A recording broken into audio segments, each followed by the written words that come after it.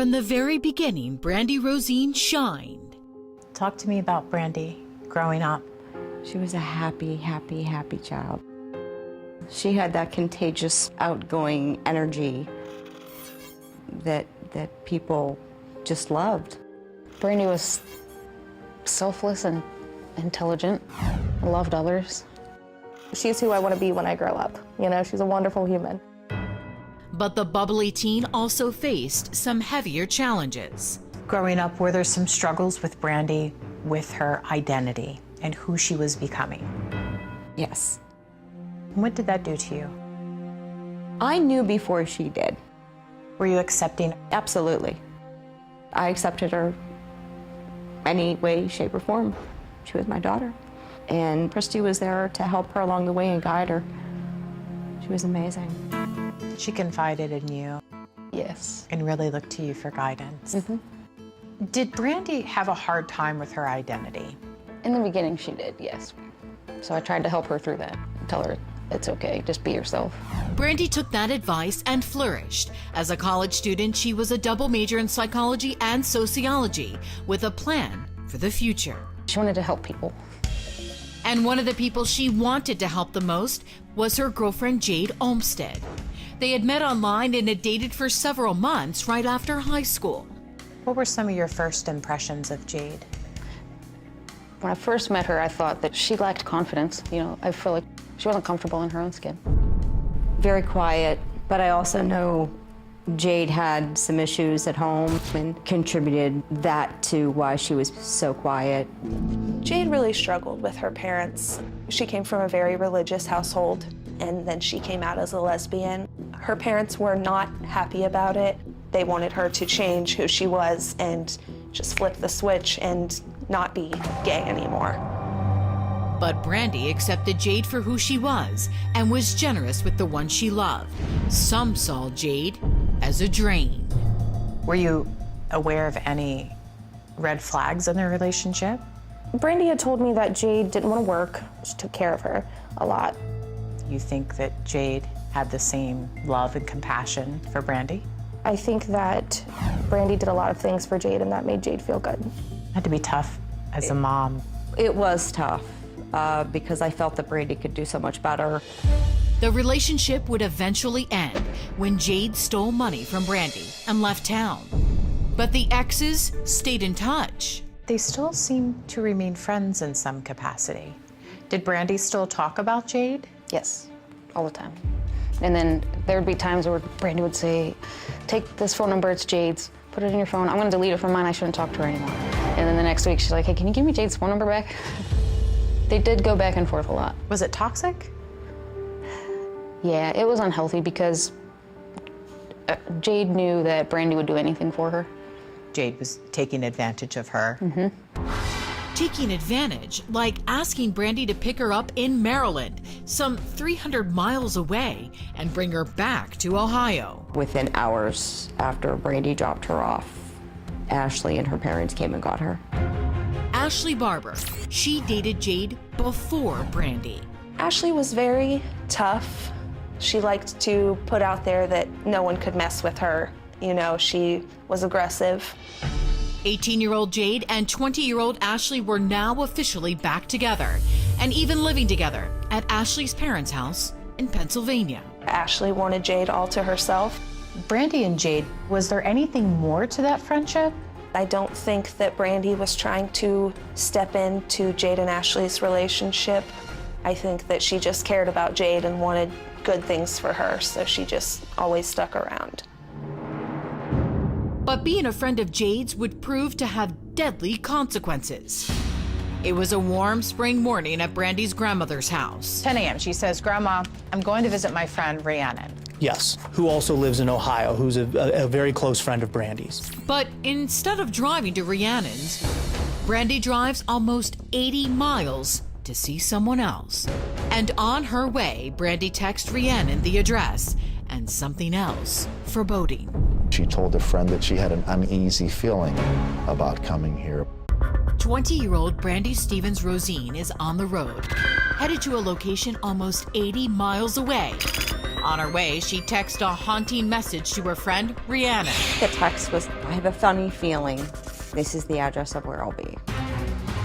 Was she overreacting, or was something else horrible about to happen? As the day turns to night, her already nervous grandmother becomes alarmed when she spots something the 20-year-old left behind. She didn't take her backpack with her that day, and she suffered from diabetes, and her insulin would have been in that bag. What does her grandmother do? Her grandmother began calling her cell phone, and the calls went straight to voicemail. No answer that evening, and no sign of Brandy the next morning. So Brandy's grandmother breaks the troubling news to Brandy's mother, Carrie Rosine. What did you say? I told her I hadn't heard from her either. When you learned she left her diabetes medication behind? Yes, I freaked. We both did. They report Brandy missing to the local Ohio authorities, and as cops begin their investigation, Carrie launches her own, starting with digging into Brandy's cell phone records and calling everyone who had talked to her the day before. You knew something was wrong. Yeah. Her very closest friend, Rhiannon, said that Brandy texted her that morning and said she had a bad feeling and here's the address. So a determined Christy takes down that address and launches her own investigation. She goes looking for Brandy, alone, in the dark, but she gets lost. I ended up at a church, vacant, overgrown, full of grass, and it just solidified the hopelessness that I felt. Like, there's no hope. No hope, then a potential break. Not long after Brandy went missing, her family was led right here to Linden Street in Meadville, Pennsylvania.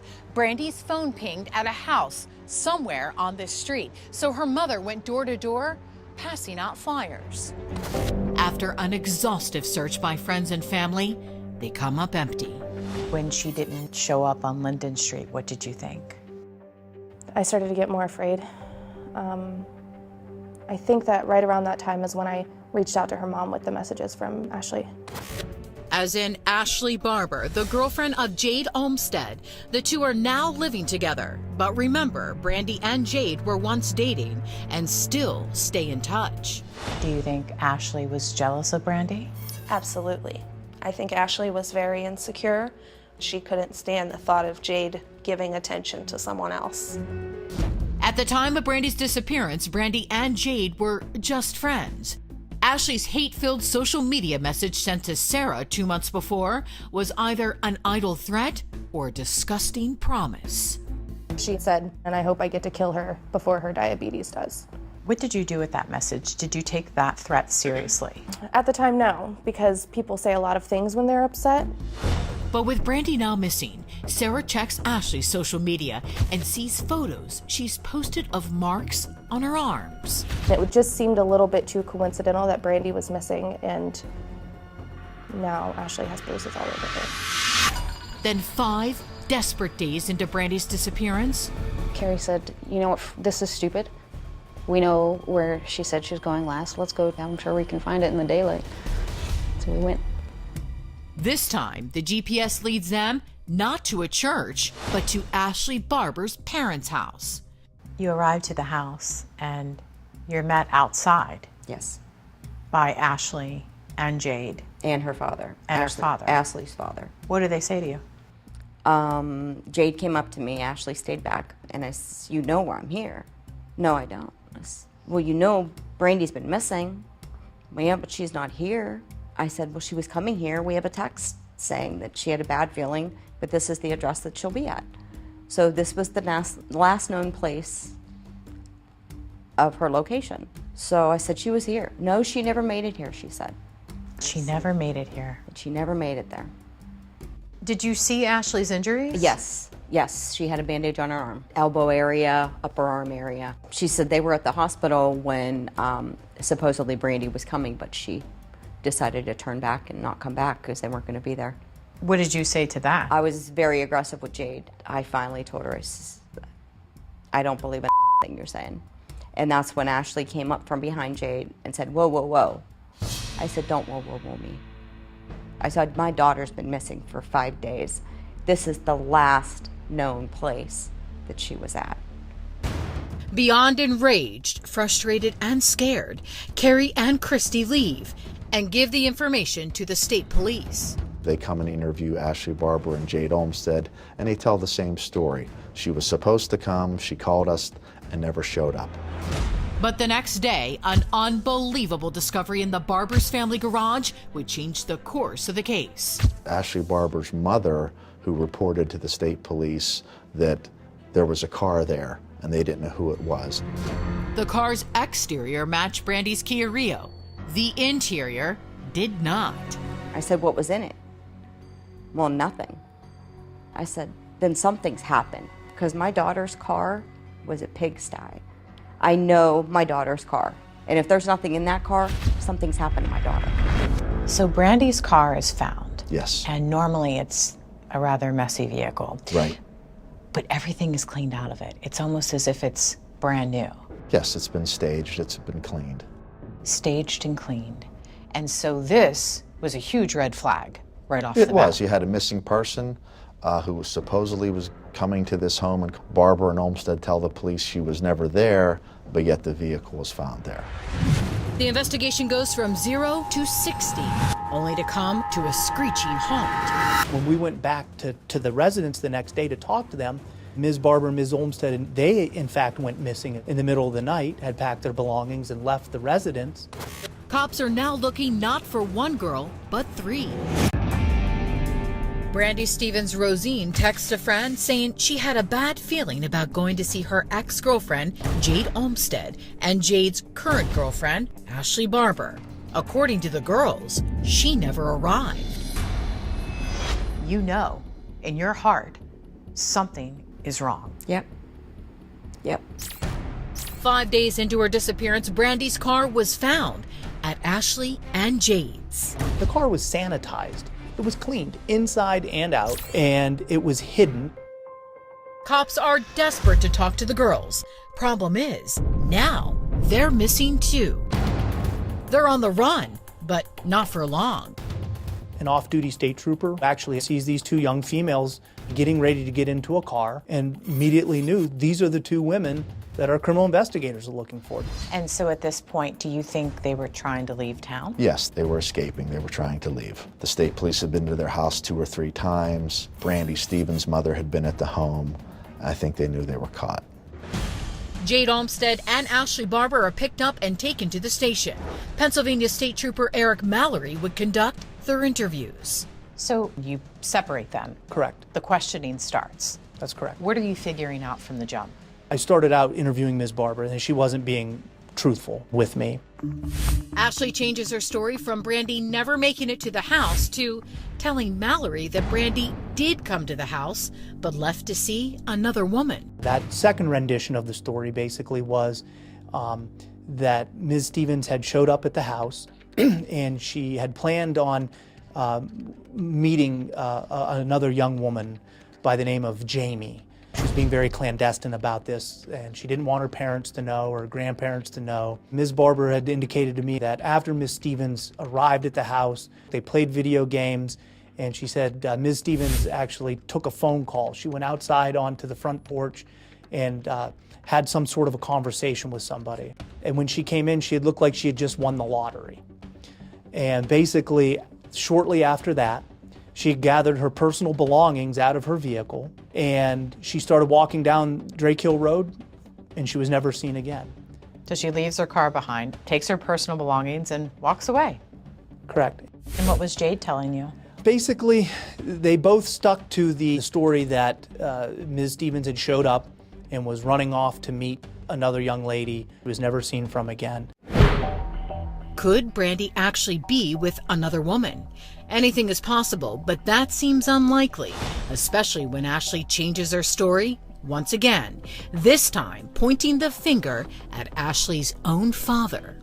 Ashley Barber comes up with this fantastical story and blames her father.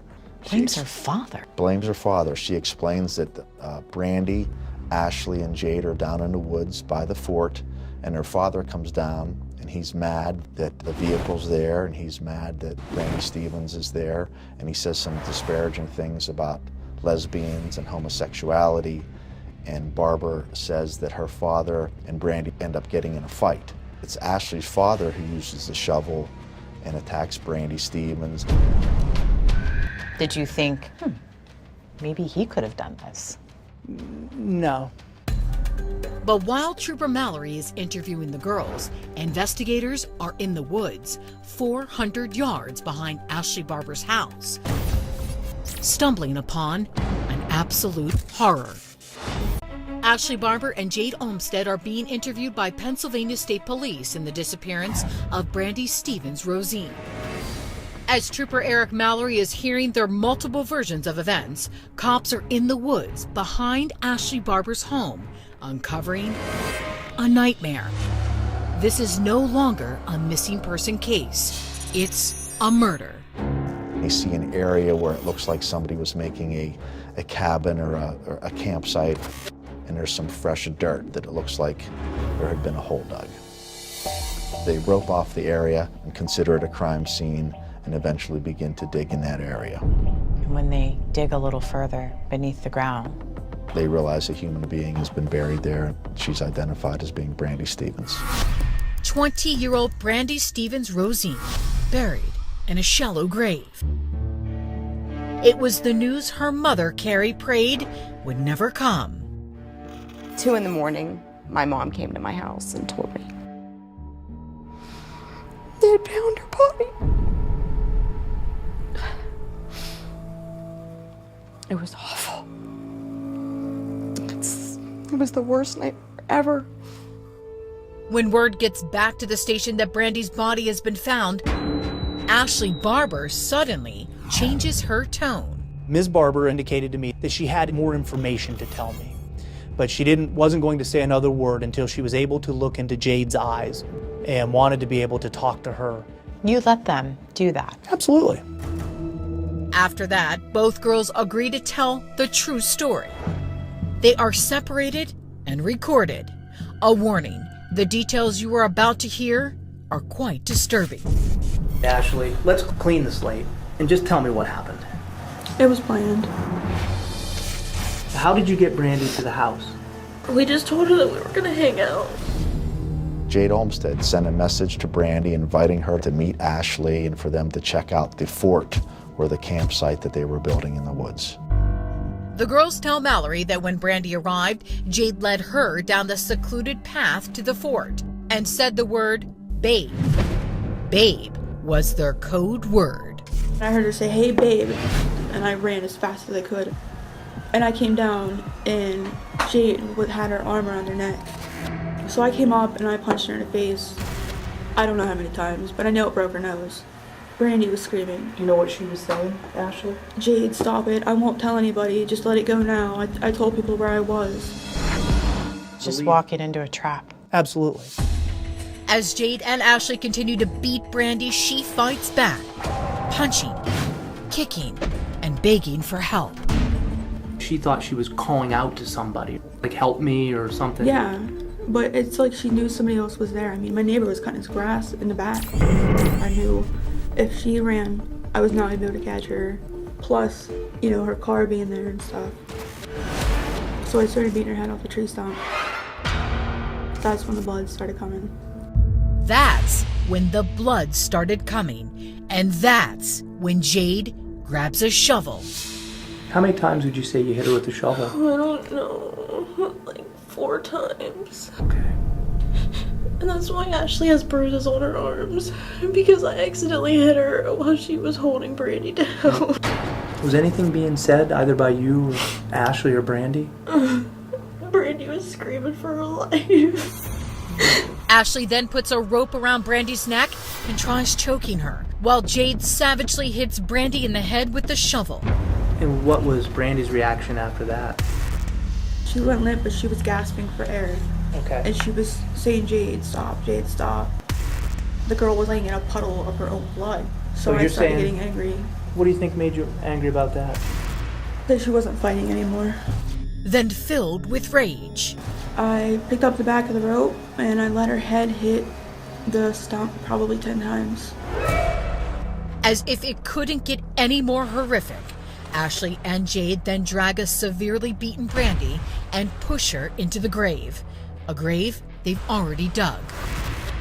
And after that, I picked up a big boulder because I could tell that she was still breathing, and I walked over to the top of the grave and I smashed her face in. the viciousness continues. We had a full bottle of water, and I stood above her and poured it in her mouth and her nose.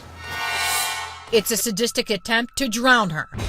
It's only then that Ashley and Jade begin to cover Brandy with dirt. Do you think she was still alive when you buried her? I don't know. But she was, in the most cold-blooded of acts, and as an autopsy report would later show, Ashley and Jade buried Brandy alive. It's terrible. Terrible way to die. Trooper Mallory needs a break, and while sitting alone, one of the ruthless killers can be heard whispering to the other. It's heartbreaking. I mean, to think of what she went through in those woods and to think of her final moments. It's very tragic, very brutal, very cold, calculated. Calculated and confirmed. Our intentions were to bring her over so we could kill her. Okay, there it is. Cops will go on to find even more evidence of their depravity. Ashley wrote a note or a letter. It says, quote, "I blank murdered your 20-year-old mistake. She deserved it." Jade wrote, "Do I feel guilty? Answer, not an ounce. I am proud." They wrote terrible things. What they left on the trees in the diary, that's not remorse.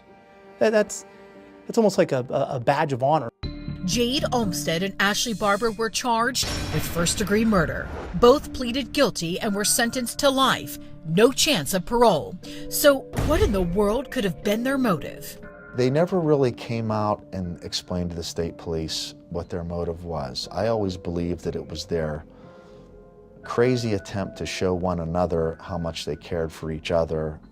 Jade Olmsted had explained to the state police that Ashley Barber was very jealous, and I believe when Ashley found out that Jade was still communicating with Brandy, they decided that she had to go.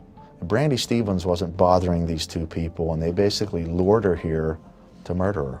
Sarah Van Allen is still haunted by Ashley's social media threat she didn't share until later. It definitely taught me a lot more to pay attention to the things that people say, because I feel like had I said something, this wouldn't have happened. Sorry. You couldn't have known that something like this was going to happen, and you can't blame yourself. I'm sorry. And for Brandy's mom, through her overwhelming pain and heartbreak, she says there's a lesson in it all. Listen to your gut. You have a bad feeling.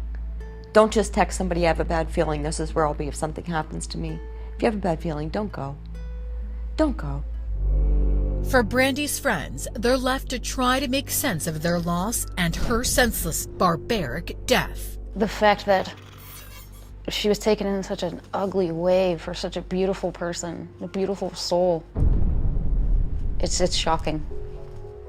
But I don't want her to be remembered by how she was taken. I want her to be remembered as who she was before. You're a good friend. Thanks. Brandy would have done it for me.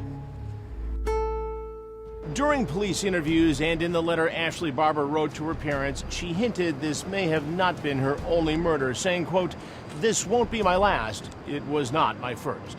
However, detectives believe Ashley was lying in an attempt to make herself look tougher and deflect some of the blame from the love of her life, Jade.